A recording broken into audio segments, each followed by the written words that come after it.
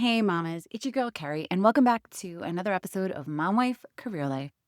Today's episode is a little different because I'm going to be honest with you, I've been struggling a lot the past couple of weeks, and especially this weekend.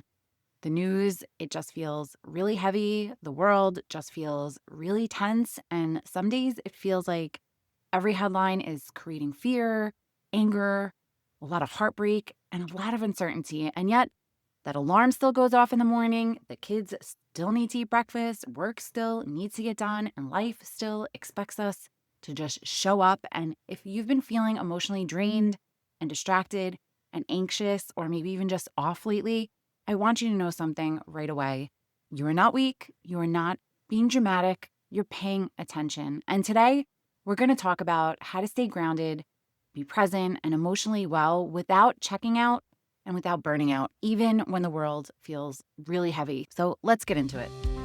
Are you feeling overwhelmed trying to juggle all the many hats you wear as a working mom? Do you want more quality time with your family without distraction of work, time alone to take care of yourself and your needs? Welcome to Mom Wife Career Life. I'm Carrie, a wife, a mom of three, and a recovering perfectionist. In this podcast, I will teach you how to create balance in your life by implementing healthy habits, organizing your home and your schedule, being so intentional with your time and in your relationships, and most importantly, how to start putting your needs first because no one can pour from an empty cup. Grab that second cup of coffee, or if you're anything like me, your third. It's time to dive into today's episode of Mom Wife Career Life. I actually had a different episode planned for today. It was recorded, it was scheduled. It's a snow day weekend, and I was planning to just relax, slow down, and rest, something I've been trying to do more intentionally this month. But then another ice shooting happened, and I found myself glued to my phone, reading articles, watching videos, trying to understand what is happening in this country. And I've never been a political person. I grew up in a home where politics caused constant fighting, so it's always been something I've stayed away from. And on top of that, I'm an empath, and the news, it just hits me a lot deeper than it does for a lot of people. So those two things combined really affect me emotionally. And this morning, I woke up and almost automatically grabbed my phone to see what new information had come out overnight. And then it hit me. The last few weeks have been really hard, and I thought it was just because work has been a little crazy with my new job. But then I paused and realized that it's not just work, and it's not just all the things on my plate. It's what's happening around us. And I know I'm not alone, and that's why I needed to get off the couch today and record this episode, because here's what I know to be true about moms, especially working moms. We don't just consume the news, we absorb it. Our nervous systems are wired to protect. So when we see families hurting, when we see children affected, when we see injustice or instability, our bodies react as if it's happening in our own home.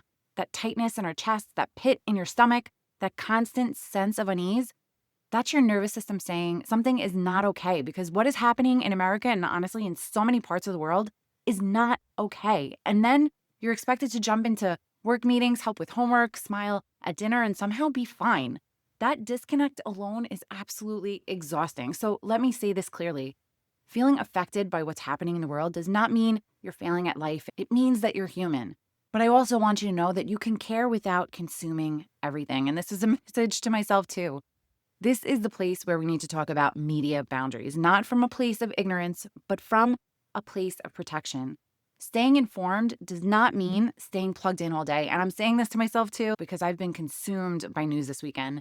So I wanted to share some realistic boundaries that I've set for myself in the past and that I really am going back to this week, and they really work. First, choose 1 or 2 check-in times a day. Don't constantly be going on your phone. And if you see that you are, put time limits on your phone or put your phone in another room. Set those boundaries with your cell phone. And if you need help with that, I do have a free guide. The link is in the show notes. It's Tech Timeout Guide for Moms. I highly recommend it. Next is avoid scrolling first thing in the morning or right before bed. Russ tried to get me off my phone last night, and I probably should have listened. And I know it can be really hard, but it's not healthy. Your bedtime routine should be calming and really should help reduce your stress. And I did the exact opposite last night, and it's probably why I had a restless sleep and woke up with a pounding headache. And this one's really important too. Don't consume news while you're multitasking with kids. Let the time with your kids be the time that you're unplugging. Now, next, I want to talk about news sources because this really matters. Not all information is created equal. Some outlets have proven to change narratives, sensationalize fear, or prioritize engagement over truth. So be really cautious about where you're getting news, especially with social media, because it is a completely mixed bag. There is a lot of truth on social media. It's where people share real footage and firsthand experiences, things that can help you see events for yourself and think critically instead of relying only on those filtered narratives. But there are also a lot of lies, and misinformation can spread really fast. Context gets stripped away, and now with AI, there's all these bots that are posting all this crazy stuff and misinformation. And there's another layer to it. There is zero filter on social media. I was warned about the videos circulating after the murder of Charlie Kirk, so I chose not to watch them. But all three of my kids saw that video before they even got home from school. And the wave of emotion that hit me when they told me, the anger, the fear, the sadness for them was overwhelming. And what made it worse was realizing I had no control. Even with all the parental controls I have on their phones, it was their friends who showed them. And then, right after learning that my 12-year-old had watched a father get shot in front of his own family, I had to then jump on a work call and act like nothing happened. That is insanity. And full disclosure, I didn't even know who Charlie Kirk was before that day. And honestly, it didn't matter. What mattered was that my children witnessed the violent death of a human being, a husband, a father, on a screen with no warning and no context. And this is where we have to slow things down a bit, because after seeing something like that, it's so easy to keep searching for answers, to keep scrolling, to keep reading, hoping the next post or comment will make it all make sense, which brings me to the Facebook comments.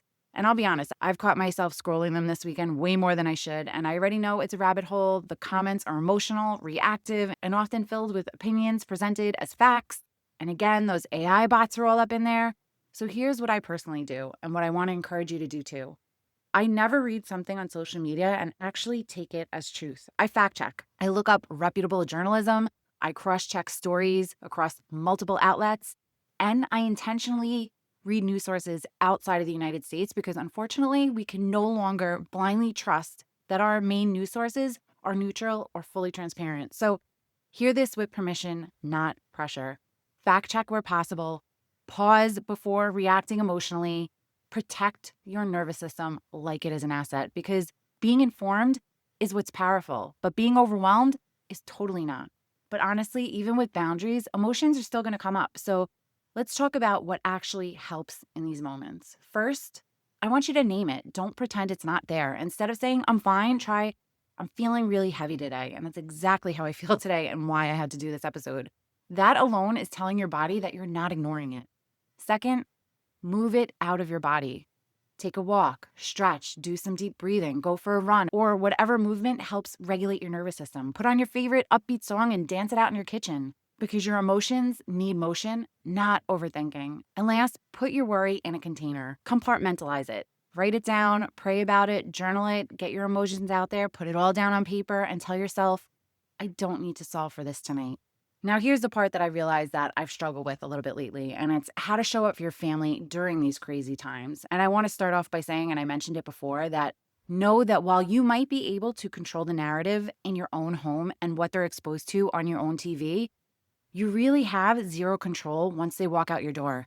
They're going to see things from their friends, from other people that you don't want them to see. But what they need from us is emotional safety. They need honesty at their comprehension level. You know your kids and you know what they can handle.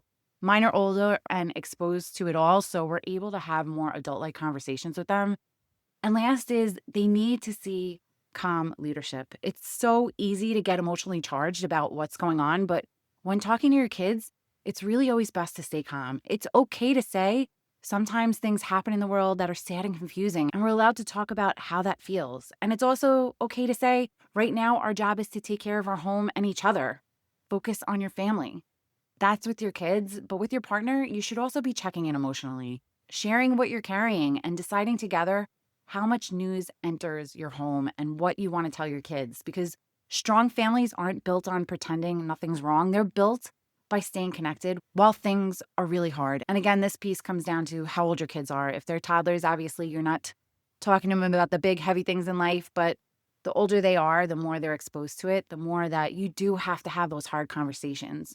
And honestly, one of the hardest feelings for a mom is feeling powerless. So if you're feeling angry and sad and overwhelmed, ask yourself, what is one small thing that I can do that's within my control? Those actions, those restore a sense of agency. And agency is going to help restore hope.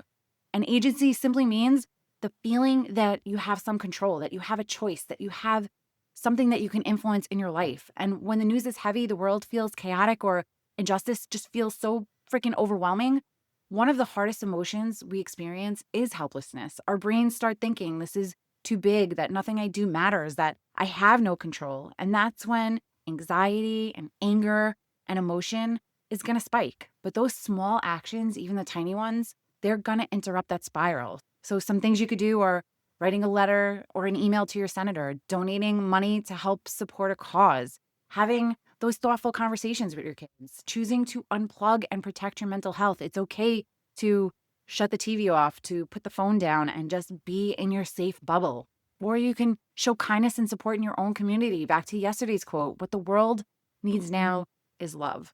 And those actions are going to remind your nervous system that you're not powerless, that you can respond. That feeling of I can do something, that's agency, and agency restores hope. And once you feel even that small sense of control, your brain is going to shift out of panic mode.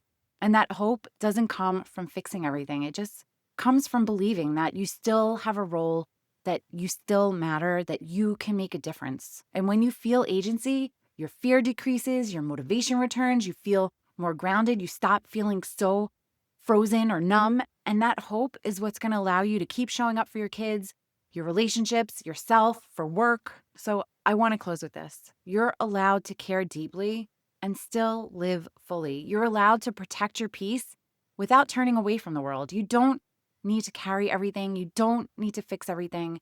You just need to stay grounded where your feet are planted. Your presence matters. Your calm matters.